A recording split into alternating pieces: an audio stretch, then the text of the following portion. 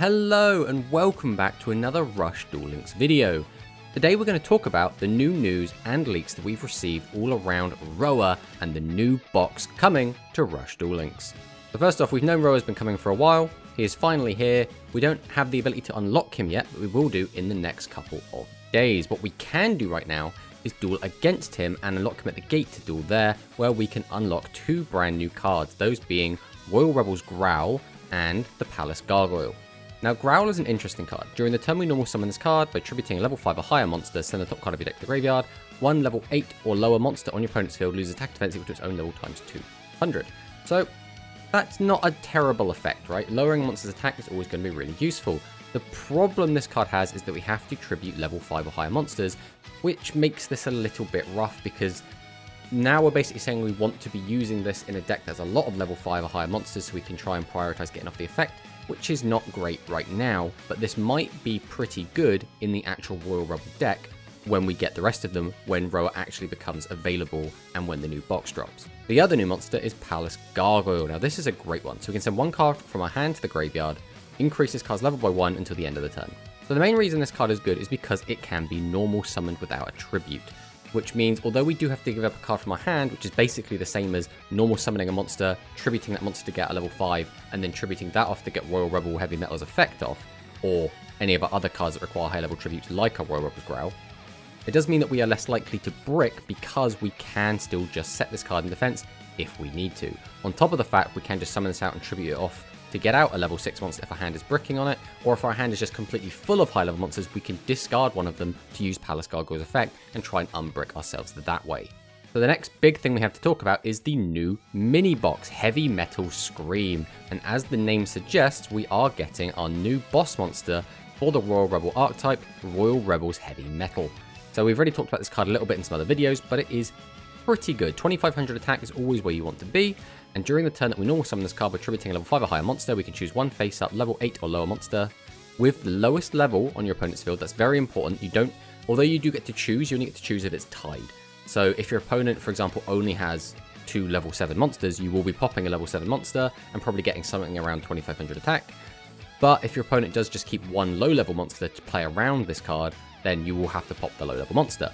But this card also gains attack equal to that monster's attack until the end of the turn. So as long as that monster doesn't have 0 attack, that means Royal Rebels Heavy Metal will be above 2500, which means it will be able to clear anything outside of a Blue Eyes White Dragon. So still very, very good. And notably, this card is at limit 3 to stop you from playing it with Dragius, because back in the day, Dragius plus Royal Rebels Heavy Metal was a very popular deck that was able to OTK people and was quite annoying to deal with.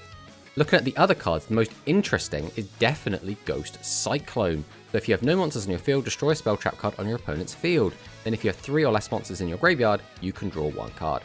So this card basically power creeps Hammer Crush already, which is a bit weird. I don't know how I feel about that. I was recommending people invest into Hammer Crush because we weren't expecting to get more back row hate for a very long time. Ghost Cyclone coming out so soon feels very strange. Ghost Cyclone originally wasn't released for a very, very long time. This card is good. It is still seeing play to this day. It is a very good going second card. So if you were playing a best of 3, typically people would run 3 of this in the side and then side it in. You always want to try and get that draw if you can, obviously. If you do get the draw off, this card replaces itself and takes a card off your opponent, whereas Hammer Crush always -2s you but -1s your opponent. The Ghost Cyclone is going to be really good a lot of the time. And because of the way Rush works, where typically you do destroy all of your opponent's monsters, you will have no monsters in your field quite a lot of the time. And as long as there is trap cards worth popping, I think Ghost Cyclone will start to see a lot of play. And if nothing else, people should probably, well, we said this about Hammer Crush, but people should probably stock up on this card because it at least will be good if trap cards become good. Next up we have Ancient Arise Dragon. So we predicted we'd get a Geas Dragon. Ancient Arise Dragon is like an unofficial Geas Dragon. We can send the top card of our deck to the graveyard, gain 600 attack. So that is what this card was originally used for. People basically would jam this card just as a 3000 attacker that was a dragon. And that was all you needed. But it does have another effect. If you have Clear Ice Dragon and Burning Blaze Dragon in your graveyard, you can also shuffle both into the deck, and if you do, you can destroy one face-up monster with 1500 or less defense on your opponent's field. So this effect is pretty good. If you get to pop one of your opponent's monsters, that is always going to be really useful. The main reason this effect never really saw play is because the 2 monsters needed to actually get this effect off, Burning Blaze Dragon and Clear Ice Dragon, are a bit weak. Being 1600 and 1800 level 6 monsters is already a pretty big negative, and their effects also aren't that great, where we can place a level 5 or lower dragon type monster from our graveyard to the bottom of our deck to destroy a field spell, which again, right now, that is still just forest, so this effect does basically nothing. And then Clear Ice Dragon, place a level 5 or lower dragon type monster from your graveyard on the bottom of your deck, shuffle up to 2 monsters from your opponent's graveyard into their deck. There, again, isn't much reason to do this right now.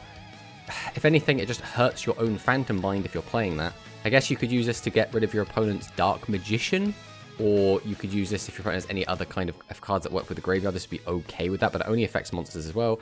It's still not that great. But spoiler alert, we are getting a skill for this card, so maybe we'll see something there. Then the other ultra rare is Bender Break the Conqueror. This is a weird one. This is a Wind Beast monster with 2500 defense and only 1900 attack. If the number of face-up monsters on your opponent's field and the number of spell trap cards on your field are the same, that's already a bit of a weird stipulation. If your opponent has 3 monsters, you now need to have 3 spell or trap cards on your field. And if your opponent only has 1 and you've already got 2 down, then you can't get this effect off either.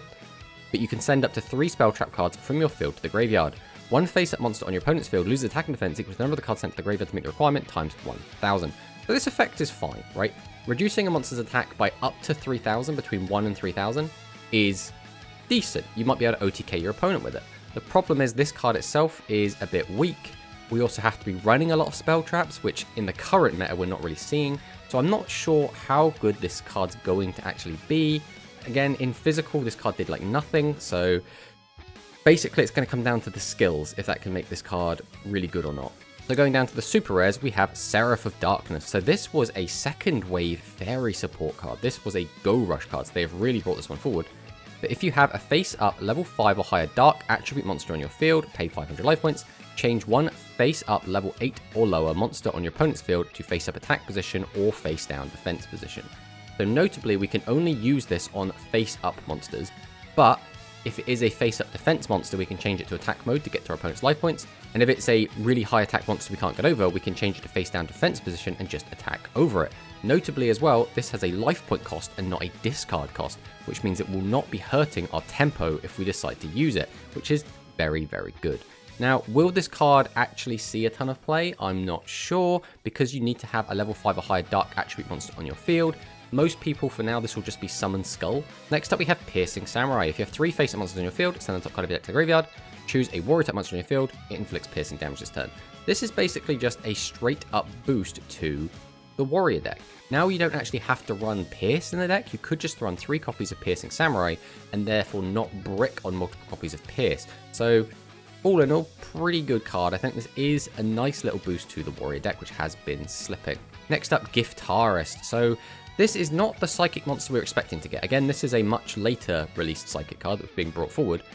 The main issue I have with this card, it still only has 2400 base attack. Esperade, although its effect is not necessarily super useful, at least has 2500 attack, which makes it decent on the opponent's turn. 24 has the same problem of this card is good at attacking, but really bad at being attacked. But we can send the top card of the deck to the graveyard. This card gains attack equal to the number of other face-up Psychic monsters in your field times 400 to the end of the turn. Notably as well, this is other Psychic monsters, which means if this is the only monster you can summon, it doesn't do anything, it's just 2400 vanilla. But this thing can go up to 28 or 3200 attack, which is still decent. Next up, Dark Ruler's Battle Slash. So we did predict that we might get this card. When the opponent's monster declares an attack targeting a face-up warrior type monster, the attacking monster loses 400 attack to the end of the turn. Then if you have a face-up level 8 or higher warrior monster on your field, you can destroy a spell trap on your opponent's field. So this is pretty good. A combat trap is always going to be really useful, especially into things like Dragius. Losing 400 attack is decent, but notably this is only 400. And we do now have access to things like Ancient Arise Dragon, and obviously we still have Seven's Road Magician, which can hit 3000 plus, which means Dark Ruler's Battle Slash is basically useless against those monsters. But it's still decent, it's a nice little boost to the warrior deck, and we can pop back row, which might be relevant based on the other traps we might be seeing in the future. Next up, Speedy Performer. If your opponent has a monster in their field, send the top card of your deck to the graveyard. One face-up monster on your field gains 400 attack. This is okay. So this doesn't have any other requirements about having to be played with Psychics, which means you can jam this in anything and kind of play it as a, sort of Thunder the Thunder replacement, or on top of Thunder the Thunder. On top of that, it doesn't discard a card from your hand like Thunder the Thunder does. We just have to send the top card of a deck to the graveyard. And being able to gain 400 attack is decent, especially if you put that on something like a Dragius, because that 400 basically counts as 800 damage because it can attack twice. You can use this, boost up your Dragius, and just attack over two 2500 monsters on your opponent's field, which seems pretty good. I think Speedy Performer will be decent. I'm not sure if it will see a lot of play in the actual Psychic deck outside of just needing Psychic names, and it's got a pretty good effect for a Psychic monster. Next up, Music Priestess's Recycle. This is a bit of a weird one, but when the opponent's level 8 or lower monster declares an attack, we have exactly one monster on your field, negate the attack. So this is a bit weird because you have to only have one monster. The way you'll typically use this is your opponent will kill two of your monsters, and then on their third attack attacking your last monster, you'll flip this over and protect your monster from being destroyed. It's fine. I don't know if I would use it over some of the other cards that we get, like the Barrier, which is down here, which we'll talk about in a minute, but it's still okay. It has some uses. It will come up. I don't think this is going to be a mainstay in every deck. Next up, Royal Rebels Rocker. So during the turn you summon this card, add a level 6 or higher Fiend-type monster from your graveyard to your hand. You cannot attack directly this turn. So this card is clearly here simply to set up Heavy Metal. We tribute summon this, grab back Heavy Metal, then we tribute this and one other monster, get out Heavy Metal, Heavy Metal's effect goes off, pops a card, then we can't attack our opponent directly if they've only got one monster for whatever reason. But it's okay. This will see some play in the Royal Rebel specific deck, but I don't think it will do anything outside of that. Next up, Beast Summoners. This is another card that we predicted would make it. So if your opponent has a face-up level 6 or higher monster on the field, send this card from your field to the graveyard. Special summon a level 7 or higher Beast Warrior, Winged Beast monster from your hand to your field face up. So this card's pretty cool. This will be good with Beast Gears later, but right now, this is primarily in here to be used with Bender Break in the new Bender Break deck, which we'll take a look at its skill a little bit later. But also its support for Volt Condor, which is pretty good. That deck obviously could use a little bit of help, and this is a way to try and cheat out your high-level Winged Beast monsters in that deck.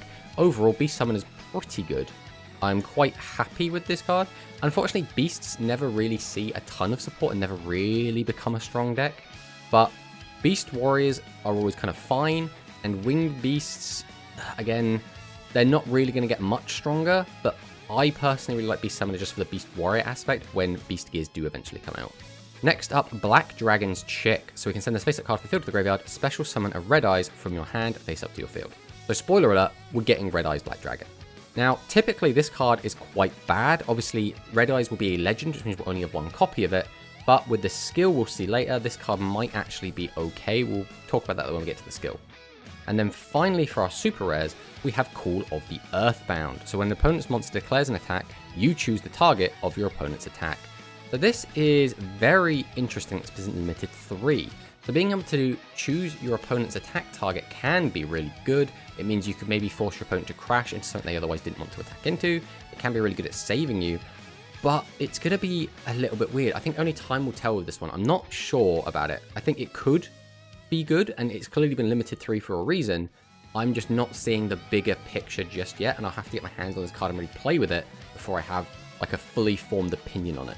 So looking down at the rares, we don't really have much of any big note. We've got another normal Pyro monster, which is okay if you're going to play the Pyro decks. We've got some more interesting beast support in Paku Pakuchu. This is again a modern card that's been brought forward. But if you have no other monsters on your field, place one beast type monster from your graveyard on the bottom of your deck, add a beast type normal monster from your graveyard to your hand. So again, this card does just kind of plus you, gets you an extra body. Right now, this will only be able to use with Gazelle and I believe Chusuke down here. Yeah, this is also a beast normal monster. So it's going to be, oh, and I suppose the All-Seeing White Tiger, but it's going to be very limited in how you can actually use it because the number of good beasts we have is very, very limited. But it looks like we're trying to push to make beasts a thing. We also have another beast support in Silverwolf, which can reduce the attack of an opponent's monster by 200, which again is fine. It's nothing super great, but an extra 200 is never really going to be a bad thing. And then very interestingly, a card that we predicted again, the Barrier. When an opponent's monster declares an attack, shuffle one monster from your graveyard into the deck. The attacking monster loses 400 attack. So again, it's only 400, which means things like Seven's Ray Magician, things like Ancient Arise Dragon aren't really going to care about this card, but a generic battle trap that now everyone can jam means people might have to start thinking about running their Ghost Cyclone. They might have to think about attacking in different orders. We'll have to see if this actually does make a big difference, but at the very least, this should stop the Dragius Menace hopefully. Because at the very worst, this makes Dragius crash with a 7's Road Magician, and anything bigger than a 7's Road, which is pretty much every other boss monster, they will just lose their monster when they attack into it. So notably as well, we now have a 1500 vanilla, another one. This is Nessus the Star Knight, which is a light fiend monster, so obviously this will be used with the Royal Rebel stuff. Dream Drummer is a pretty mediocre psychic card. It shuffles a psychic monster from your graveyard into the deck, so potentially you could reuse some of your psychic cards. That's neat. We've got the Burning Blaze and the Clear Ice we already spoke about. We have Echolas the Star Knight, which is another level 6 fiend monster, so this card might see some play in Royal Rebels. Then we have Archfiend Summoning Flute, which does get a skill, which we will talk about a little bit later. We can send this card from our field to the graveyard, special summoning normal monster from our graveyard to our field in face-up defense position. And then we have Romican Roller, which is if your life points are 2,000 or lower, all face-up monsters in your opponent's field lose 500 attack and defense, which is fine. The only thing wrong with this card is it is level 6. Obviously, it's meant to be used in Psychic, but I think even there we will find difficulty fitting it in. And then down to our normal cards, we have another Pyro monster in Flavor Inspector. This card will be half of a fusion later. We have Descendant of the Titans, which is 1000 attack, level 1 fiend. We've got our Beast Shusuke. King's Reward, I think, is a little bit weak. We have to be playing a lot of level 1 fiend type normal monsters realistically to get this effect off. It does pop one of your opponent's level 6 or lower monsters, which again, not the greatest. I mean, there's not a lot of time when you're only popping level 6 or lower monsters outside like Summon Skull. And if you do, your opponent draws a card, which again doesn't really mean anything in Rush. But you cannot attack directly this turn, which means if you do get rid of their monster, you then can't just like attack 3 times and get instant damage. So, and then we just have some more fiend normal monsters. Return, I think, is a bit weak. I don't think this card's going to see any play. When your opponent adds a card from his or her graveyard to hand, shuffle around a couple of hand to the deck. Again, seems not super great. We then have the Noodle Art of Roastery. This basically acts as a mini spice effect. So if you are trying to build the Noodle Ninjas, this is a little bit of support for you.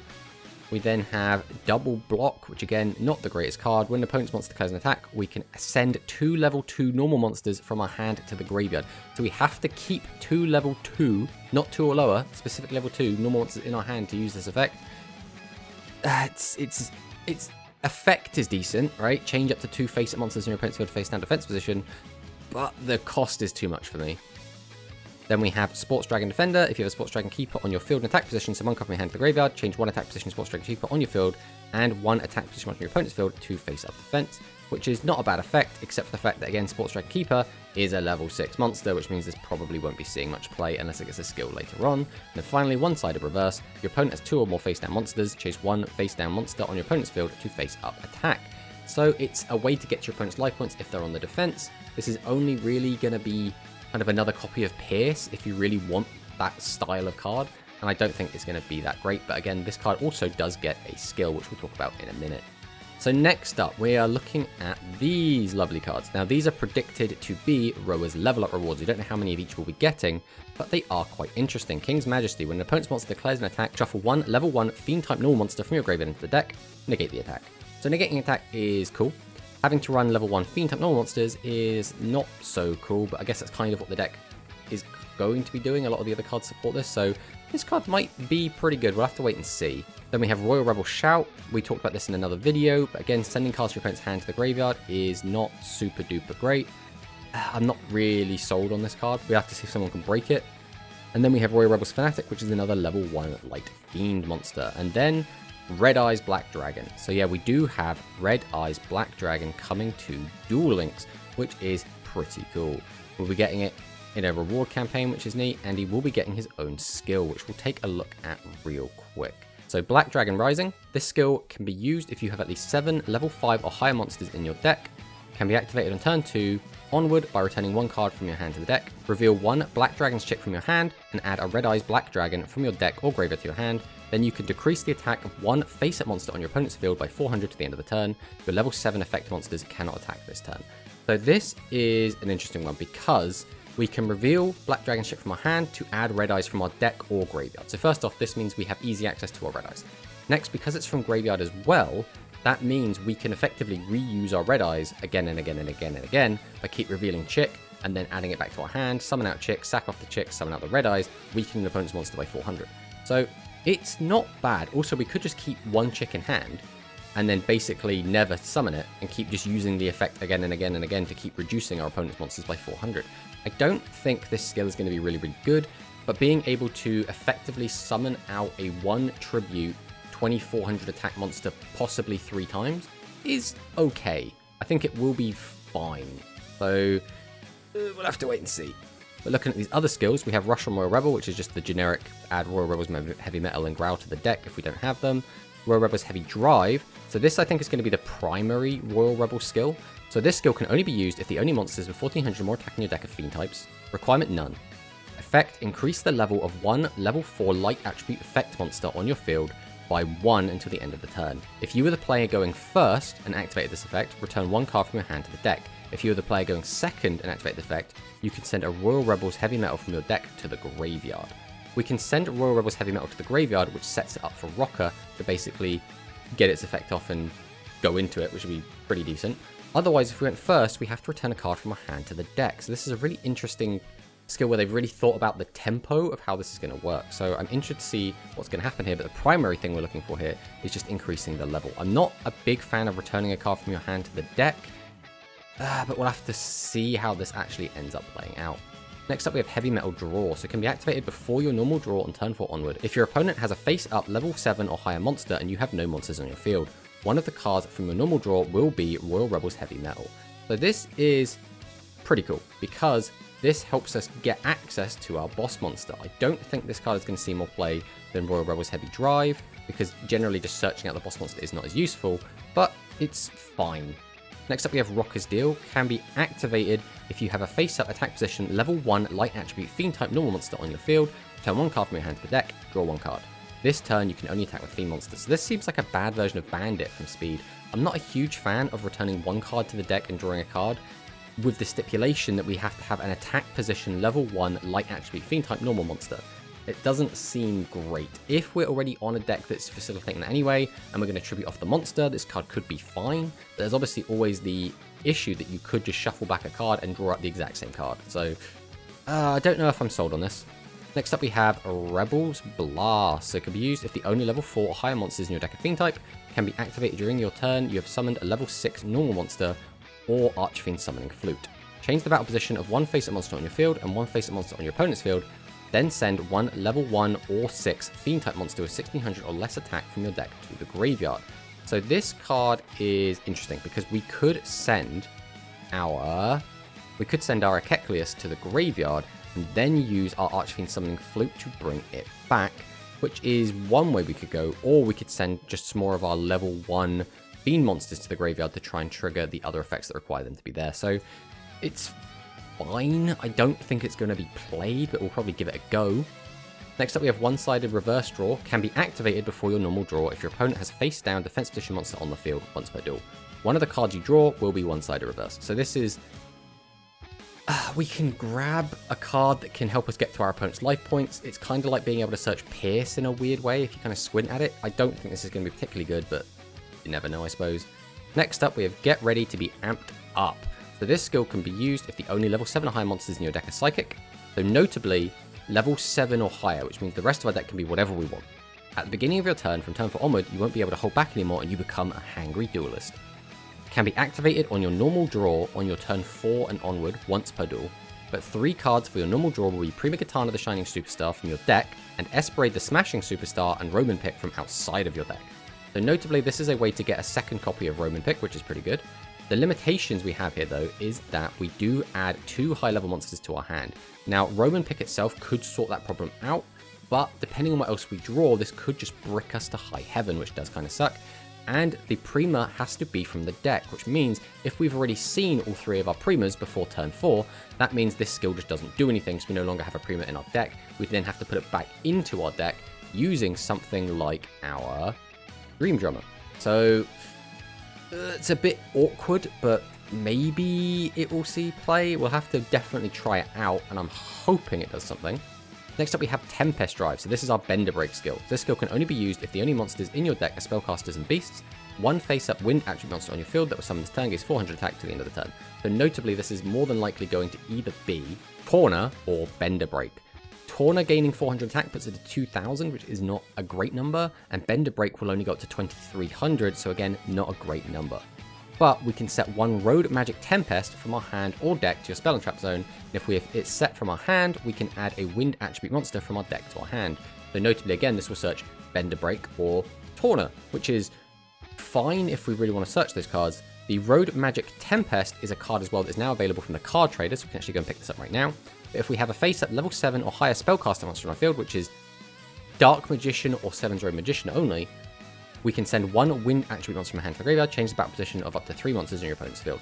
So this effect is only really going to be good if we really need to change a lot of battle positions, if we need to change our opponent's attack mode monsters to defense to attack over them, or if we need to get to our opponent's life points and change all their defense monsters to attack mode. But I think the best way to use this is probably just to set it from your hand, search Bender Break, summon out the Bender Break, and then send the set Road Magic Tempest from your field to the graveyard to weaken your opponent's monster. That might seem a little bit cope, but that is one of the ways we can use this, and I think one of the ways it's intended to be used. So maybe we can do something here. We'll definitely test this out, but I don't have high hopes for this. And then our final skill, Ancient Forces. So this skill can only be used if the only monsters with 1400 more attack in your deck are dragon types, requirement none, one face-up, level 6 fire or water attribute dragon type effect monster in your field gains 1000 attack at the end of the turn. Then you can send a level 6 water or fire attribute dragon from your deck to the graveyard. So clearly the dragons we're talking about here are Burning Blaze and Clear Ice. So these can be boosted to 28 and 26, which are good numbers to hit, as well as we can send the other copies to the graveyard, which will fuel our Ancient Arise. Now, will this be enough? I think maybe we could see this be a pretty competent deck. Being able to fuel Ancient Rise effect to be able to pop monsters is going to be pretty good, and Ancient Arise is a decent enough boss monster on its own, as well as the fact that we can also jam this alongside Dragius, which again is already a fantastic card. The only negative would be if we're playing 3 Dragius, plus 3 Ancient Arise, plus 3 of each of these. That means we'll be having effectively 12 high-level monsters in our deck, which might be a bit bricky, but we'll have to wait and see how it actually feels when we get our hands on these cards in just a few days. So the last thing to talk about is the new bundles and some new legend cards that we will be getting. We'll be getting Widespread Ruin and Monster Reincarnation. So Monster Reincarnation is going to be maximum support. Maximum monsters have to be summoned by having all 3 pieces in the hand and not on the field, which means we will be using Monster Reincarnation to add the 3rd, ideally maximum piece back to our hand, and then summon it out. That is going to be the primary use of Monster Reincarnation. But Widespread Ruin is probably going to be a mandatory include in pretty much every deck. When an opponent's monster declares an attack, destroy 1 attack position monster with the highest attack on your opponent's field. Very, very strong. Just being able to get a free pop is extremely powerful, especially right now in the current metagame where our spell and traps are pretty lackluster. This card is probably going to be completely bonkers. So what I'm expecting Widespread Ruin to see a ton of play, and I'm expecting the Barrier at the very least to start seeing a lot of play, and then because of those 2 cards, I think we might also see Ghost Cyclone also see a lot of play, and I expect these to be the primary kind of spell traps going forward, but running about 7 of them does seem about right. But this is everything we had to talk about. All in all, it's not exactly what we were hoping for, but it is a step in the right direction. I think with my predictions and my wish list, I'm kind of hoping that we get into kind of the meat of Rush a bit faster, and it seems like Konami really want to kind of dip their toes in, kind of take their time. We'll get there when we get there kind of mentality, which I'm sure will be frustrating for a lot of people. But I personally am really looking forward to trying some of these decks. I think the Ancient Arise deck will be really, really fun. I'm really not sold on the Bender Break deck, but I'm looking forward to giving it a go. Royal Rebels, I think, will be a great time. The one issue I have with the Royal Rebels is we only have the 1 level 8 boss monster. We did not get Invasion, which is a bit of a shame. But the deck is going to be playing a lot of level 5s and 6 anyway, so maybe it won't be that big of a deal. I don't know. It's going to be a tricky one. I will have to get my hands on it and play it. Again, I was really hoping we'd have at least 1 more high-level boss monster, but this is what we've got. Overall, reasonably happy. A little bit disappointed we didn't get Beast Gears, but I'm sure that will be coming next. Copium. So, thanks for watching, and I'll see you in the next one.